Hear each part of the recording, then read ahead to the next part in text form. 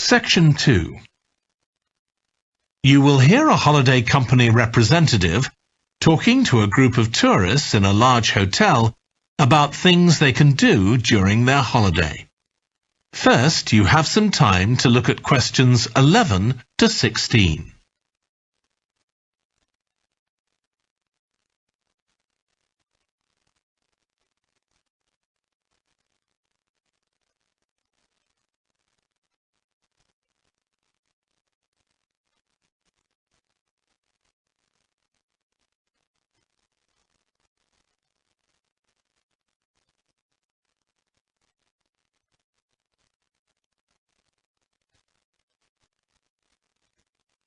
Now listen carefully and answer questions 11 to 16. Hello everyone, I'm Jake Stevens and I'm your rep here at the hotel.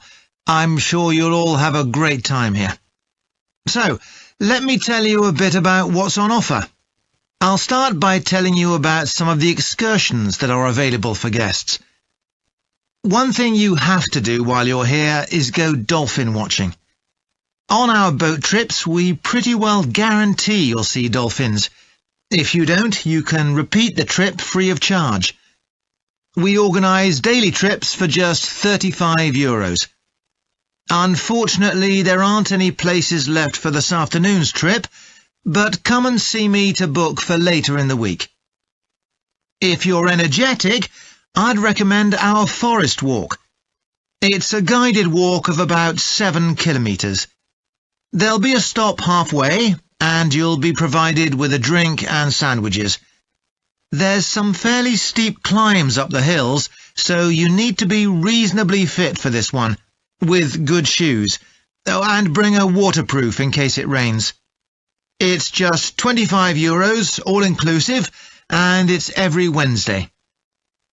Then on Thursdays, we organise a cycle trip, which will give you all the fun of biking without the effort. We'll take you and your bike up to the top of Mount Lana and leave you to bike back.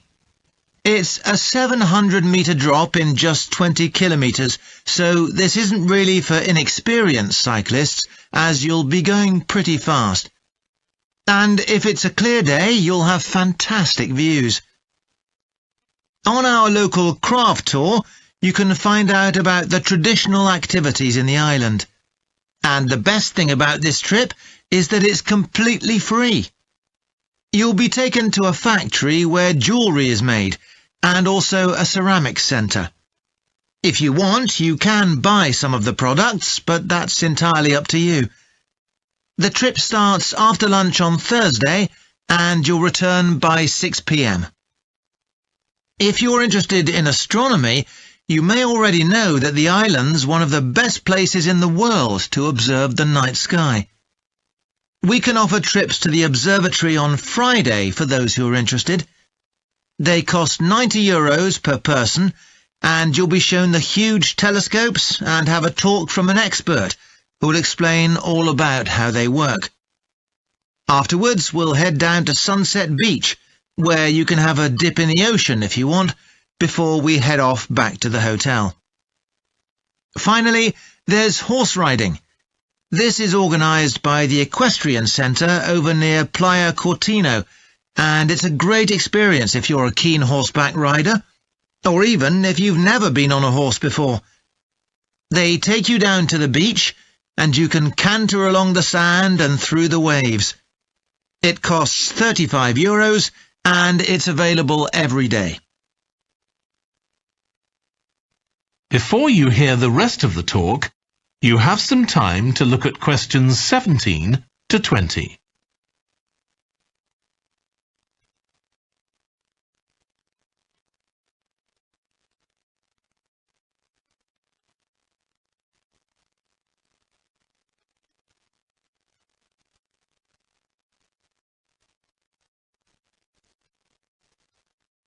Now listen and answer questions 17 to 20. So, there's plenty to do in the daytime, but what about nightlife? Well, the number one attraction's called Musical Favourites. Guests enjoy a 3-course meal and unlimited free drinks, and watch a fantastic show, starting with musicals set in Paris, and then crossing the Atlantic to Las Vegas, and finally Copacabana.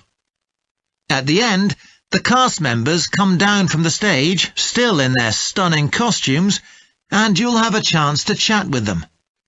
It's hugely popular, so let me know now if you're interested, because it's no good leaving it until the last minute.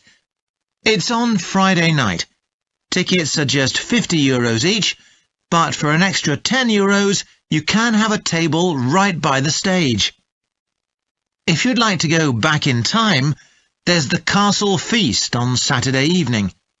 It's held in a 12th century castle, and you eat in the great courtyard, with ladies in long gowns serving your food. You're given a whole chicken each, which you eat in the medieval way, using your hands instead of cutlery. And you're entertained by competitions where the horseback riders attempt to knock one another off their horses. Then you can watch the dancers in the ballroom and join in as well if you want. OK, so now if anyone has... That is the end of section 2. You now have half a minute to check your answers.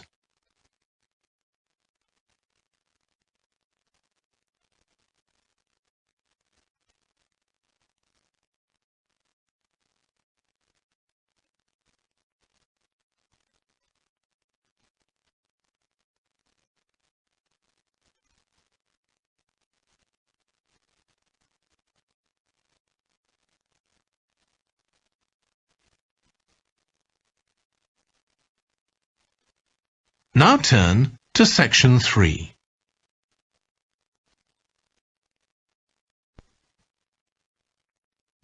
IELTS 14, Tests 1 to 4. Published by Cambridge University Press and Uckles 2019. This recording is copyright. Test 1. You will hear a number of different recordings, and you will have to answer questions on what you hear. There will be time for you to read the instructions and questions, and you will have a chance to check your work. All the recordings will be played once only. The test is in 4 sections. At the end of the test, you will be given 10 minutes to transfer your answers to an answer sheet. Now turn to section 1.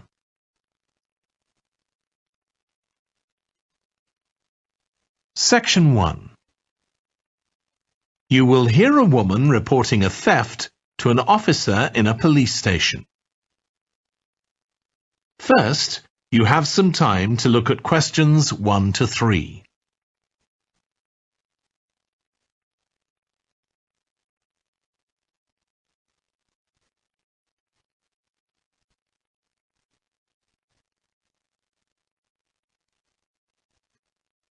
You will see that there is an example that has been done for you.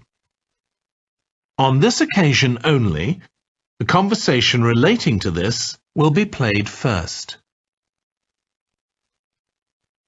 Good morning. What can I do for you? I want to report a theft. I had some things stolen out of my bag yesterday. I'm sorry to hear that. Right, so I'll need to take a few details. Can I start with your name? Louise Taylor. The woman's name is Louise Taylor. So Taylor has been written in the space. Now we shall begin. You should answer the questions as you listen, because you will not hear the recording a second time. Listen carefully and answer questions 1 to 3. Good morning. What can I do for you? I want to report a theft. I had some things stolen out of my bag yesterday. I'm sorry to hear that. Right, so I'll need to take a few details. Can I start with your name? Louise Taylor. Okay, thank you. And are you resident in the UK? No, I'm actually Canadian, though my mother was British. And your date of birth? December 14th, 1977. So you're just visiting this country? That's right. I come over most summers on business. I'm an interior designer, and I come over to buy old furniture, antiques, you know? There are some really lovely things around here, but you need to get out to the small towns. I've had a really good trip this year, until this happened. Okay. So you've been here quite a while? Yes, I'm here for 2 months. I go back next week. So, may I ask where you're staying now? Well, at present, I've got a place at Park Apartments. That's on King Street. I was staying at the Riverside Apartments on the same street, but the apartment there was only available for 6 weeks, so I had to find another one. Okay. And the apartment number? 15. Right. Before you hear the rest of the conversation, you have some time to look at questions 4 to 10.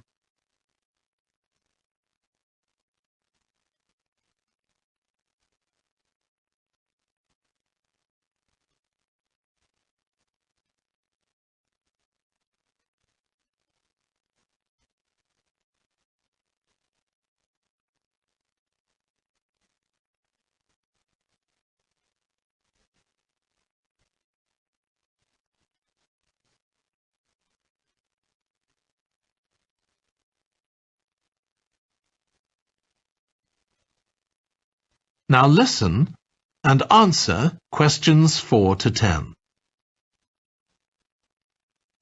Now, I need to take some details of the theft. So, you said you had some things stolen out of your bag? That's right. And were you actually carrying the bag when the theft took place? Yes, I really can't understand it. I had my backpack on, and I went into a supermarket to buy a few things, and when I opened it up, my wallet wasn't there. And what did your wallet have in it? Well, fortunately, I don't keep my credit cards in that wallet. I keep them with my passport in an inside compartment in my backpack, but there was quite a bit of cash there, about £250 sterling, I should think. I withdrew £300 from my account yesterday, but I did a bit of shopping, so I must have already spent about £50 of that. Okay. At first I thought, oh, I must have left the wallet back in the apartment. But then I realized my phone had gone as well. It was only a week old, and that's when I realized I'd been robbed. Anyway, at least they didn't take the keys to my rental car. Yes. So, you say the theft occurred yesterday? Yes. So that was September the 10th? And do you have any idea at all of where or when the things might possibly have been stolen? Well, at first I couldn't believe it because the bag had been on my back ever since I left the apartment after lunch. It's just a small backpack, but I generally use it when I'm traveling because it seems safer than a handbag. Anyway, I met up with a friend, and we spent a couple of hours in the museum. But I do remember that as we were leaving there, at about 4 o'clock, a group of young boys ran up to us, and they were really crowding round us, and they were asking us what time it was. Then, all of a sudden, they ran off. Can you remember anything about them? The one who did most of the talking was wearing a T-shirt with a picture of something. Let's see. A tiger. Right. Any idea of how old he might have been? Around 12 years old? And can you remember anything else about his appearance? Not much. He was quite thin. Color of hair? I do remember that. He was blonde. All the others were dark-haired. And any details of the others? Not really. They came and went so quickly. Right. So, what I'm going to do now is give you a crime reference number so you can contact your insurance company. So, this is 10 digits. 87954 82361. Thank you. So, should I contact... That is the end of section 1. You now have half a minute to check your answers.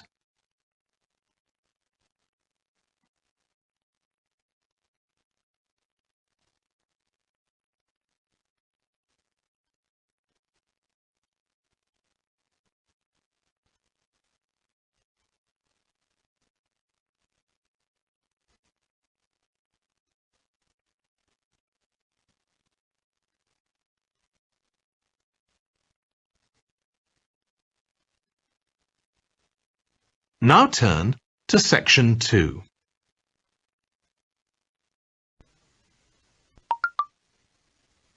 Section 2. You will hear a manager giving a welcome talk to a group of apprentices who are starting their training at the company. First, you have some time to look at questions 11 to 14.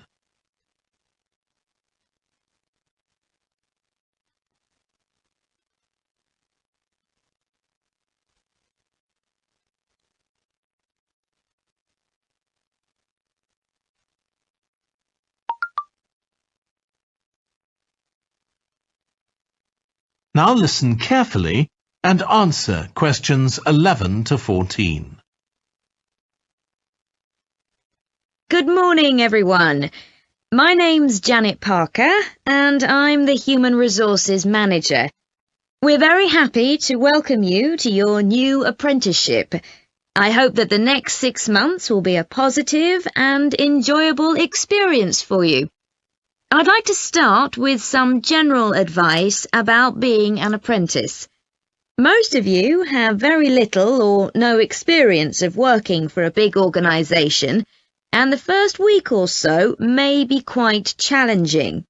There will be a lot of new information to take in, but don't worry too much about trying to remember everything. The important thing is to check with someone if you're not sure what to do. You'll find your supervisor is very approachable and won't mind explaining things or helping you out. You're here to learn, so make the most of that opportunity. You'll be spending time in different departments during your first week, so make an effort to talk to as many people as possible about their work. You'll make some new friends and find out lots of useful information. As well as having a supervisor, you'll each be assigned a mentor.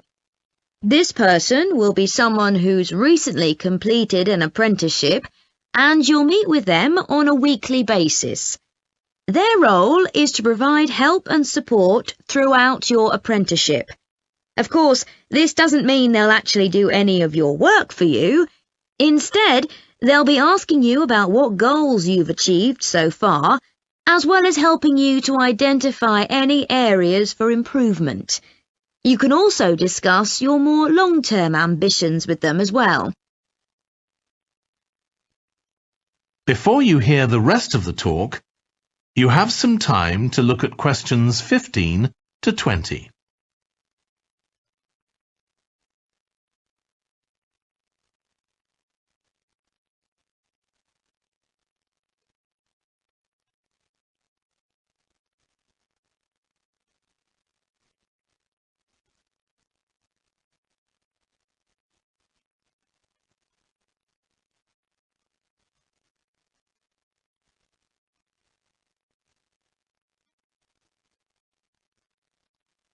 Now listen and answer questions 15 to 20.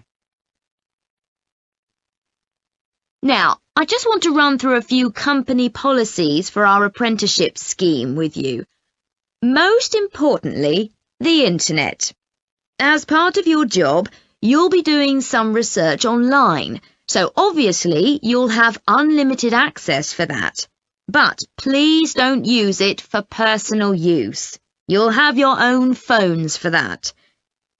Some of you have already asked me about flexible working. After your probationary 3-month period, some of you will be eligible for this.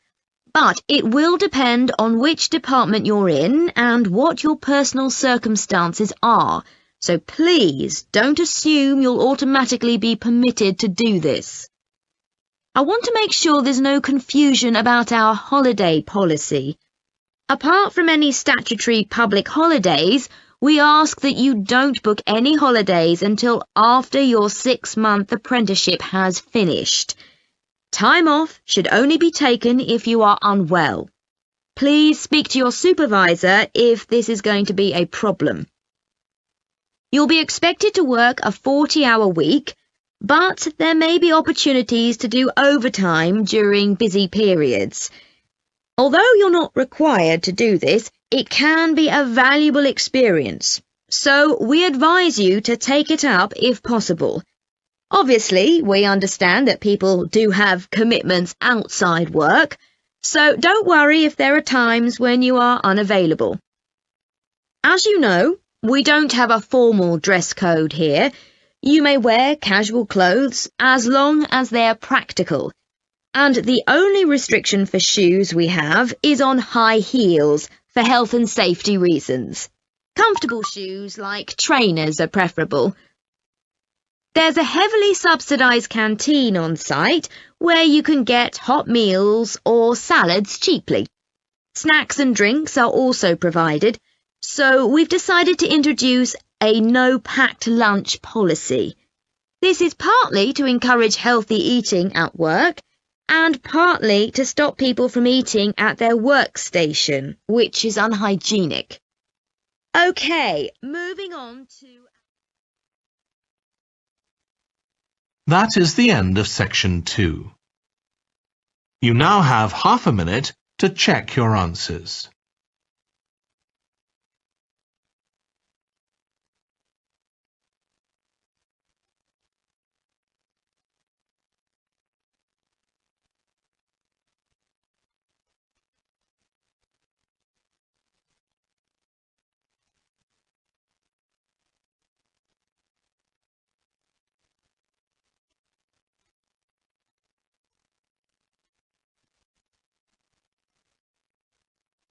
Now turn to section 3.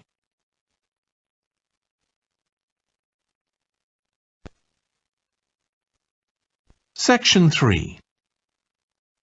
You will hear 2 urban planning students, called Carla and Rob, discussing their presentation on cities built by the sea, following instructions from their tutor. First, you have some time to look at questions 21 to 25.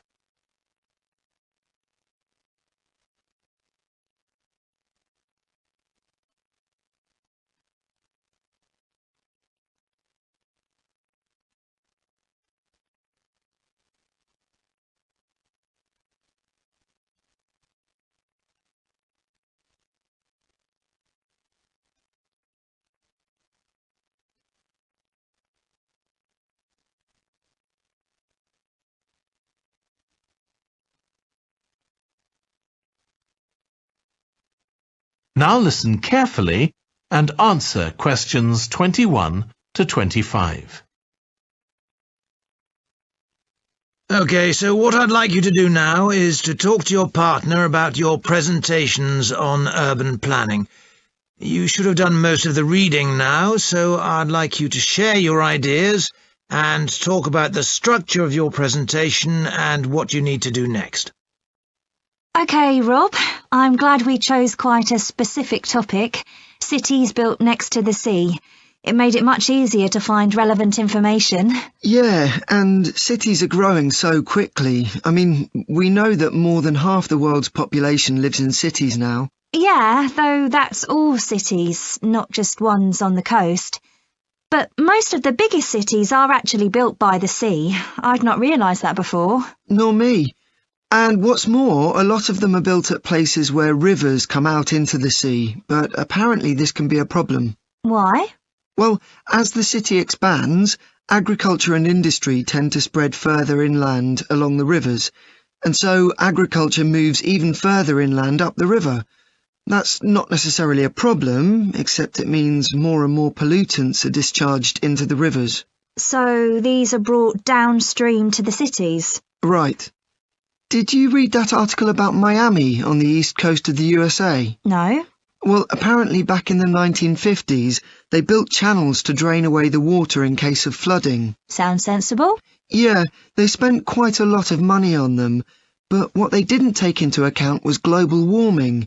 So they built the drainage channels too close to sea level, and now sea levels are rising, they're more or less useless. If there's a lot of rain, the water can't run away. There's nowhere for it to go. The whole design was faulty. So what are the authorities doing about it now? I don't know. I did read that they're aiming to stop disposing of wastewater into the ocean over the next 10 years. But that won't help with flood prevention now, will it? No, really, they just need to find the money for something to replace the drainage channels in order to protect against flooding now. But in the long term, they need to consider the whole ecosystem. Right. Really, though, coastal cities can't deal with their problems on their own, can they? I mean, they've got to start acting together at an international level instead of just doing their own thing. Absolutely. The thing is, everyone knows what the problems are, and environmentalists have a pretty good idea of what we should be doing about them, so they should be able to work together to some extent. But it's going to be a long time before countries come to a decision on what principles they're prepared to abide by. Yeah, if they ever do. Before you hear the rest of the discussion, you have some time to look at questions 26 to 30.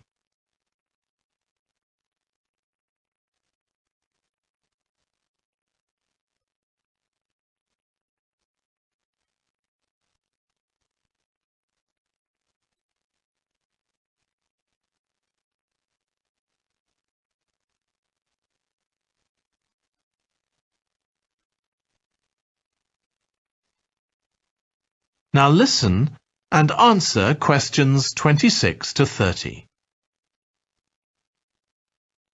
So, I think we've probably got enough for our presentation. It's only 15 minutes. OK, so I suppose we'll begin with some general historical background about why coastal cities were established. But we don't want to spend too long on that. The other students will already know a bit about it. It's all to do with communications and so on. Yes. We should mention some geographical factors, things like wetlands and river estuaries and coastal erosion and so on. We could have some maps of different cities with these features marked. On a handout, you mean? Or some slides everyone can see? Yeah, that'd be better. It'd be good to go into past mistakes in a bit more detail. Did you read that case study of the problems there were in New Orleans with flooding a few years ago? Yes, we could use that as the basis for that part of the talk. I don't think the other students will have read it, but they'll remember hearing about the flooding at the time. OK. So that's probably enough background. So then we'll go on to talk about what action's been taken to deal with the problems of coastal cities. OK. What else do we need to talk about? Maybe something on future risks, looking more at the long term if populations continue to grow? Yeah, we'll need to do a bit of work there. I haven't got much information, have you? No, we'll need to look at some websites. Shouldn't take too long. OK. And I think we should end by talking about international implications. Maybe we could ask people in the audience. We've got people from quite a lot of different places. That'd be interesting, if we have time, yes. So now, shall we go on? That is the end of section 3. You now have half a minute to check your answers.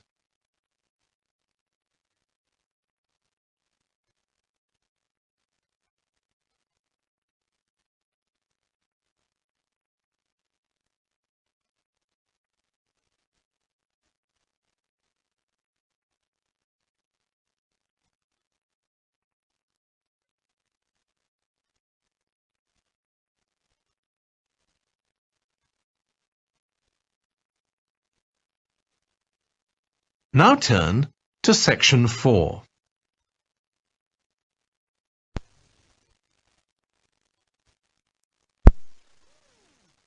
You will hear part of a lecture on renewable energy that uses the power of the sea. First, you have some time to look at questions 31 to 40.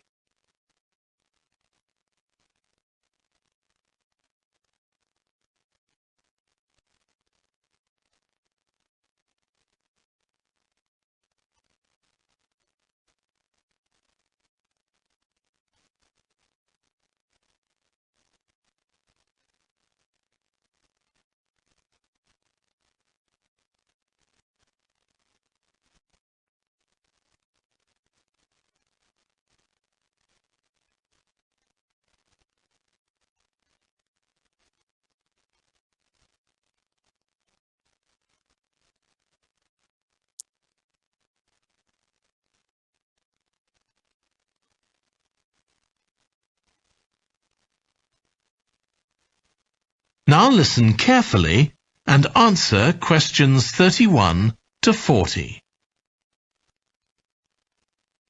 Producing enough energy to meet our needs has become a serious problem. Demand is rising rapidly because of the world's increasing population and expanding industry. Burning fossil fuels like gas, coal and oil seriously damages the environment, and they'll eventually run out. For a number of years now, scientists have been working out how we can derive energy from renewable sources, such as the sun and wind, without causing pollution. Today, I'll outline marine renewable energy, also called ocean energy, which harnesses the movement of the oceans. Marine renewable energy can be divided into three main categories: wave energy, tidal energy, and ocean thermal energy conversion. And I'll say a few words about each one. First, wave energy. Numerous devices have been invented to harvest wave energy, with names such as Wave Dragon, the Penguin, and Mighty Whale. And research is going on to try and come up with a really efficient method. This form of energy has plenty of potential, as the source is constant, and there's no danger of waves coming to a standstill. Electricity can be generated using onshore systems, using a reservoir, or offshore systems. But the problem with ocean waves is that they're erratic, with the wind making them travel in every direction. This adds to the difficulty of creating efficient technology. Ideally, all the waves would travel smoothly and regularly along the same straight line. Another drawback is that sand and other sediment on the ocean floor might be stopped from flowing normally, which can lead to environmental problems.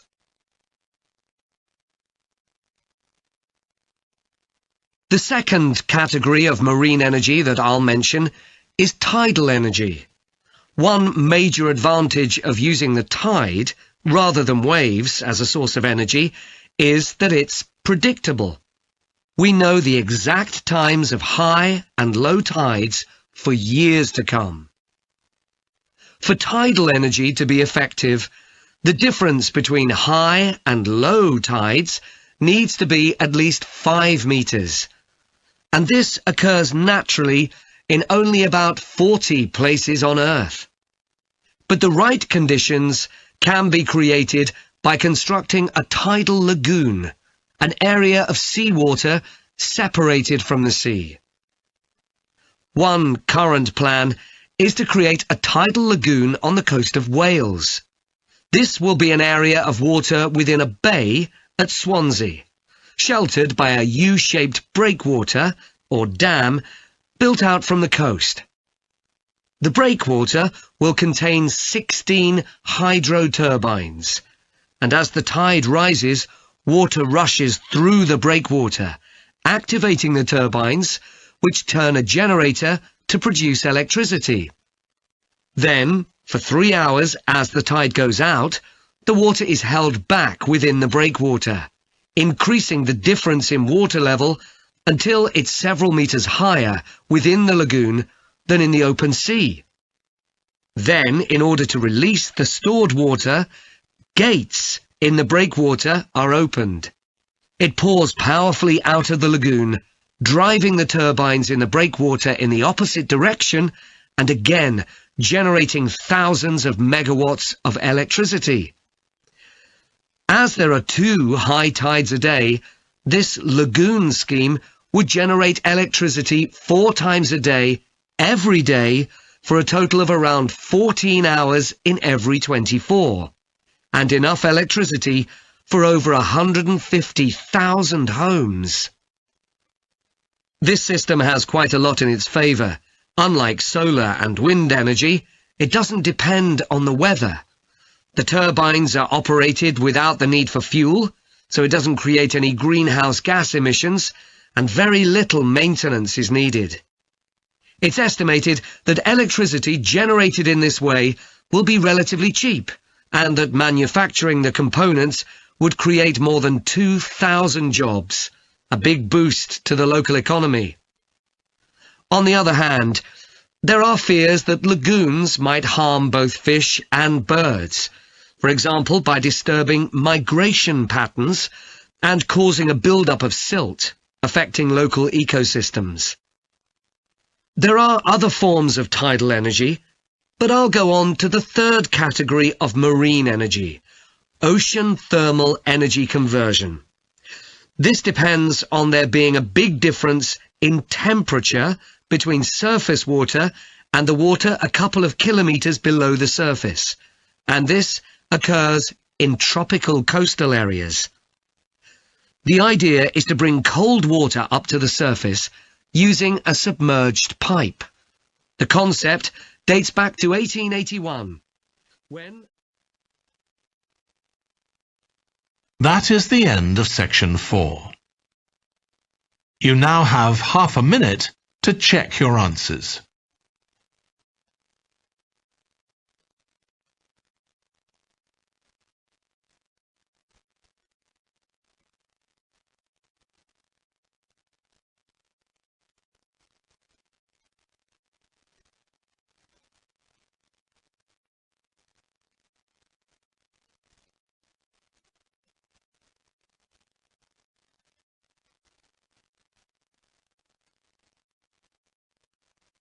That is the end of the listening test.